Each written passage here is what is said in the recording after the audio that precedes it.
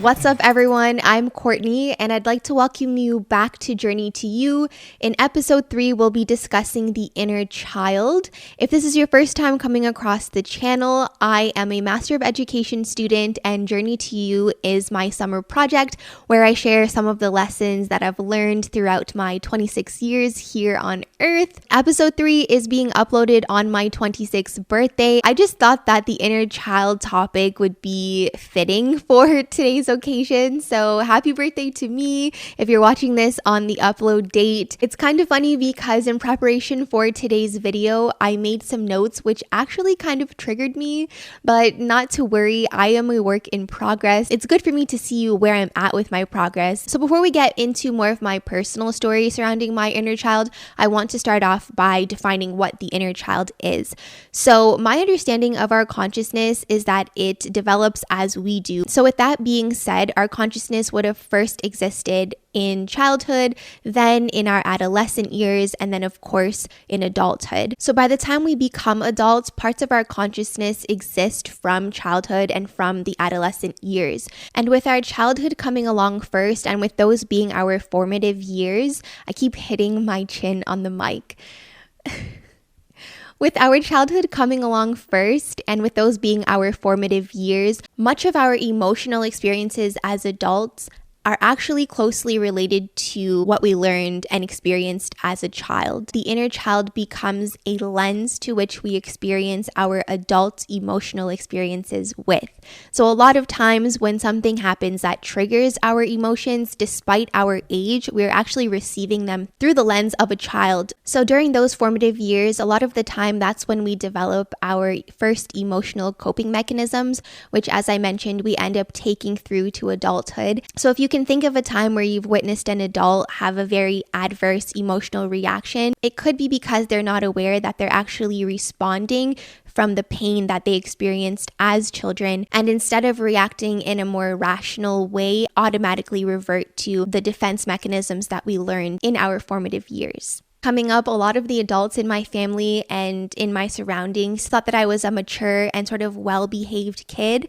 What they didn't know is that I was incredibly anxious, and I didn't know that either. This is something that I've learned in my adult journey with anxiety, but now that I know what anxiety is, I can definitely confirm that I was an anxious kid. And although I was well-behaved, underneath that is a kid that was petrified of making mistakes and very sensitive to the reactions of other people. So I think I became accustomed to picking up on the feelings of other people and sort of acting accordingly, not to rock the boat and just to keep things as amicable as possible. So I think in being so in tune to the emotions and the reactions of other people, I sort of learned very early on to neglect my true feelings just for the sake of being agreeable and just making things easy. So then as a teenager, I didn't know anything about emotional regulation because I had never really learned anything about my own emotions. I just sort of knew how to stay in line to keep everyone else from having a negative reaction toward me. And I also want to say that as a kid, I didn't really learn anything about self-advocacy because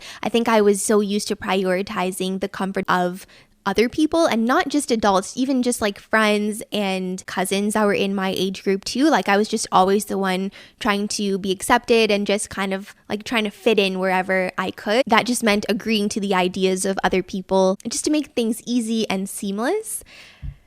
Whew. I'm triggered, you guys. I'm so triggered. Oh my gosh. I do want to point everyone to a post by the holistic psychologist on Instagram. Her name is Dr. Nicole LaPera, and she has a post on what the inner child is, along with ways to heal the inner child. So the link to that will be in the description. And in that post, she notes some signs of a wounded child. So I'm going to go ahead and read those to you all. So number 1 is lack of trust in self and others.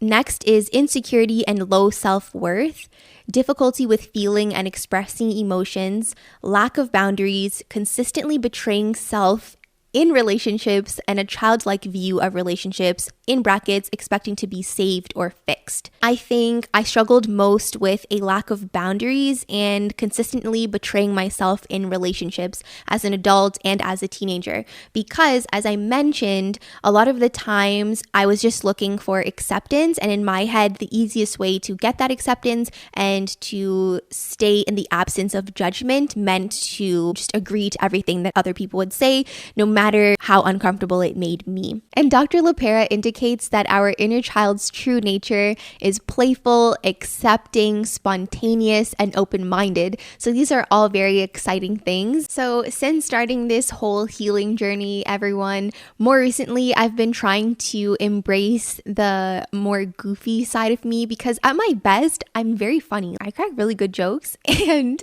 I enjoy just being more carefree and laid back.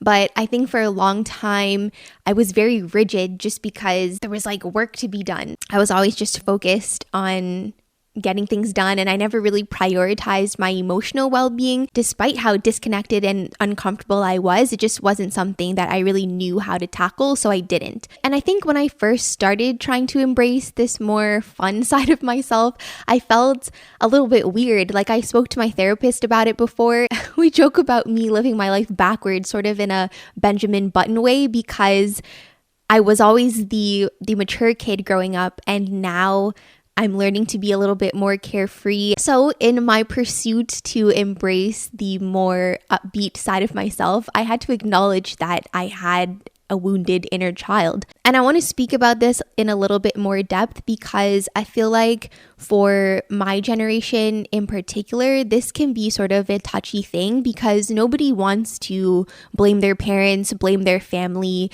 blame their caregivers. When I think of what stability probably meant for my great-grandmother, I know for a fact it had a lot to do with financial security, possibly education. A lot has changed in 4 generations. I'm getting emotional, but I have compassion for everybody that came before me, because we're all just doing our best, you know? And there are things that I probably wasn't equipped with, but in the same breath, I'm in a better position than the generations before me. So I think with every generation, ideally things will improve, and hopefully whatever kids come from me will know more about their emotions and how to regulate them earlier on in life, because I'm not going to be a perfect parent either. But on the other hand, I also know that not everyone's experience is the same. You know, some people did grow up with parents who intentionally hurt them, and that's really unfortunate.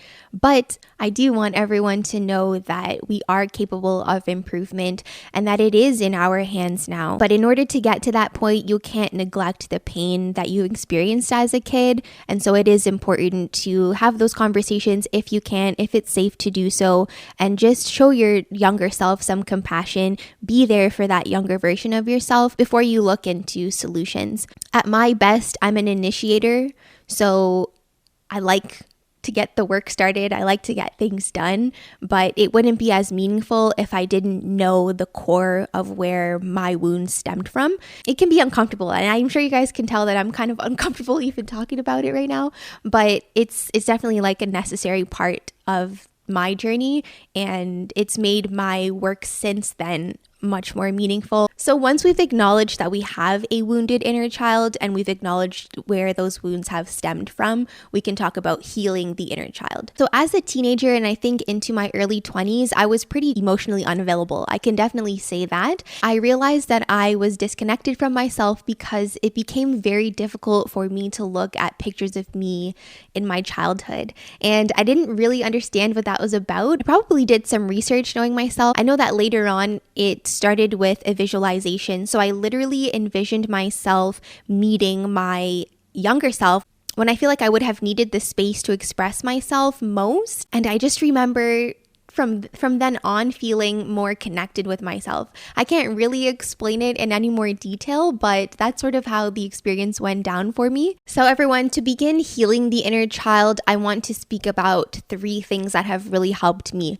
Number 1 is writing a letter. Now, I'm very big on journaling. I'll probably speak about that in depth in a future episode, but journaling, if not the No, journaling is definitely like the number one reason that I even became aware of any healing that I needed to do.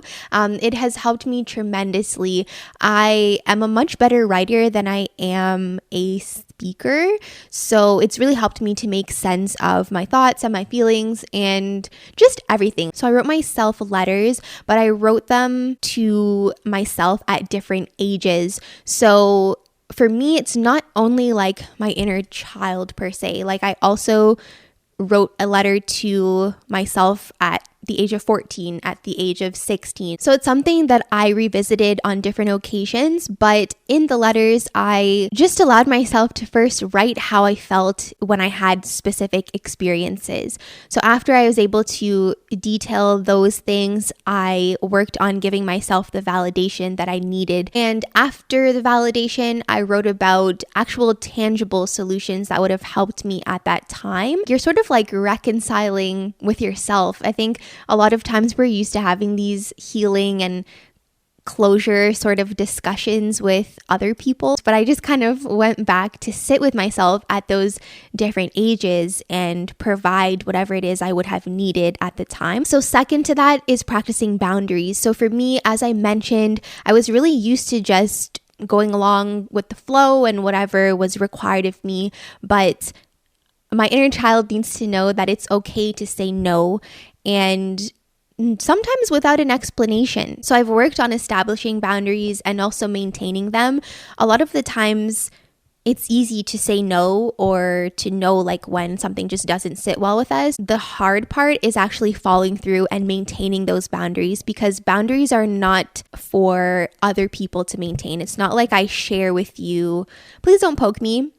And then when you poke me, I'm just like, well, I told you to stop poking me and that's it. No. So it's really in the follow through. And I think once you get comfortable doing that, you also establish self-trust. So you trust yourself to make better decisions, even if it's just small ones along the way. And lastly is breathing. I think for me, who experiences a lot of emotions and not just wide variety of emotions, but I feel them so deeply, it's important for me to pause and take a breath whenever I feel triggered. It just requires patience. You have to be patient with yourself.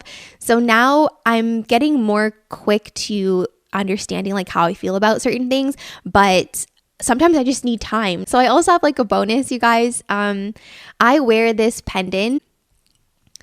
You guys won't be able to see because it's pretty worn out, but like this pendant belonged to one of my grandfathers who passed away. It has my face on it. It has like my second grade school picture on it. And I wear it in memory of him, but also to remind myself that I am my greatest protector. At this stage in my life, you know, my parents have done so much for me. So it's just a reminder of how far I've come, and also that I'm capable of protecting and supporting myself at this age. It means a lot to me, and it's just sort of like a grounding piece for me. So that's it for today's episode, everyone. Thank you for bearing with me. I was really excited. You know, I had this bright energy when I first sat down to film. I was like, inner child healing, birthday, whatever, all fantastic. But this is reality. You know, healing is not always fun. It's not always comfortable. But all in all, it's definitely worth it. And I'm so grateful to have you guys here on this journey with me. Thanks so much for watching, and I'll see you in the next one. Bye.